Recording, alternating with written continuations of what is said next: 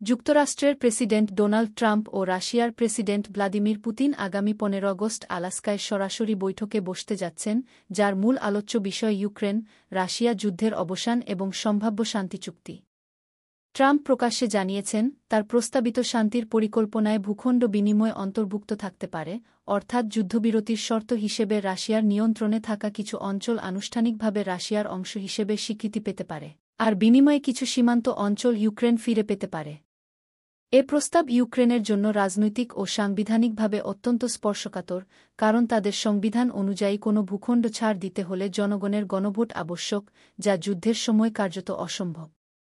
ইউক্রেনের president Volodymyr Zelensky ও ইউরোপীয় মিত্ররা ইতোমধ্যেই সতর্ক প্রতিক্রিয়া জানিয়েছেন এবং এই বৈঠককে সন্দেহের চোখে দেখছেন, কারণ তারা মনে করছেন এটি ১৯০০ সালের ইয়াল্টা কনফারেন্সের মতো বড় শক্তিগুলোর মধ্যে ভূখণ্ড ভাগাভাগির একটি উদাহরণ হয়ে উঠতে পারে, যেখানে সংশ্লিষ্ট দেশের জনগণের মতামত উপেক্ষা করা হয়। আলাস্কা বৈঠকের স্থান হিসেবে নির্বাচিত হওয়ার কারণ কূটনৈতিক। এটি যুক্তরাষ্ট্রের ভেতরে হলেও এমন একটি অঞ্চল যেখানে আন্তর্জাতিক অপরাধ আদালতের গ্রেফতারি পরোয়ানার ঝুঁকি ছাড়াই পুতিন আসতে পারবেন।